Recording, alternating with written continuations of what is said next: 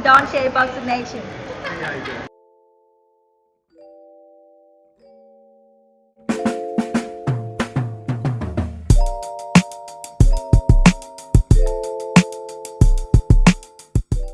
Dante's Boxing Nation, what's going on, guys? So this is some pretty good news. Shakur Stevenson and Jamel Herring, they have finally agreed to all terms, and they've all agreed to avoiding a purse bid. So the fight is definitely going to happen now. For those of you guys who don't know, for the last day or so, that the fighters, they could not agree on terms, and the fight was actually going to go to a purse bid.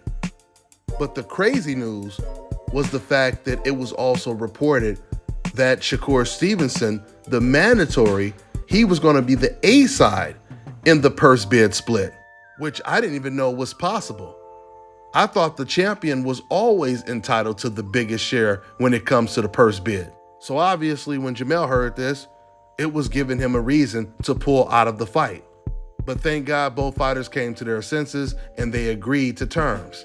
But I have to say, guys, I really give Jamel Herring a lot of credit for not pulling out of this fight, because he could have used so many excuses to avoid Shakur Stevenson.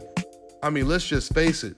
Jamel, he could have took the easy road and just went after Oscar Valdez. He could have vacated this belt, went after Oscar Valdez, because we all know that's a much easier fight than going up against Shakur Stevenson.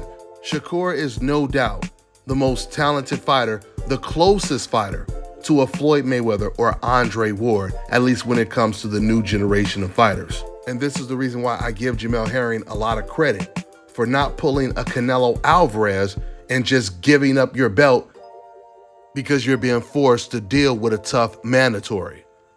Jamel Herring, he didn't do that. Jamel was the only fighter that wasn't afraid to get in the ring with Shakur Stevenson. Shakur is on the top of that MBF list, or at least top 3. And this is the reason why I told you guys that this is really good news, that this fight will go down. Because of the simple fact that if Shakur Stevenson wins this fight, it puts an enormous amount of pressure on the guy that he's been chasing for 2 years and up to a second weight class, which is Oscar Valdez. Now, when it comes to Jamel Herring, he was going to get an Oscar Valdez fight regardless, because Oscar Valdez sees him as vulnerable. He sees him as someone that's actually beatable. Remember, Jamel, he has 2 defeats on his record, and he was actually stopped once. So he had always qualified to get an Oscar Valdez fight, but not Shakur Stevenson, because he's looked too good, because he's looked too dominant.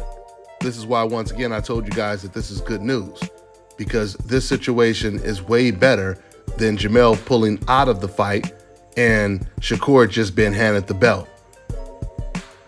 The fact that he actually beats Jamel Herring, if he can beat Jamel, the fact that he beats Jamel Herring, which is the same opponent that Oscar Valdez wanted to fight, that puts an enormous amount of pressure on Oscar to take the fight. Considering the fact that Shakur has been chasing this guy once again for 2 years, actually going on 3 years now. Shakur was Oscar Valdez's mandatory. And of course, he pulled a Canelo, gave up his belt, and moved to 130. Now Shakur Stevenson is at 130. And if he beats Jamel Herring, he wins a title in this weight class. How is Oscar Valdez going to justify avoiding this man? Especially when they're both champions in the same division. So anyway, once again, this is a good fight. I'm looking forward to watching it, and I'm mainly looking forward to watching it to see what's going to happen after we get a winner. That's all I got for now, guys. I'm on to the next one.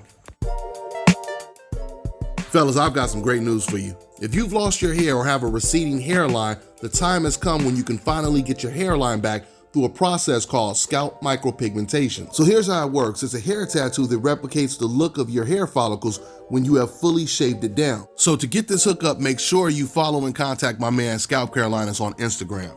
Contact them at 704-499-3471. And make sure you follow them on Instagram. Check this out, guys. If you're looking to repair eczema scars, burns and bruises, dark spots and blemishes, then this right here is the perfect product for you guys. It's called Elo Deki Face and Body Oil. Athletes and top-ranking boxers, they're also using it after training to reduce swelling, inflammation, and to ease the pain. So get yours today. Go to elodeki.com, like them on Facebook, and follow them on Instagram.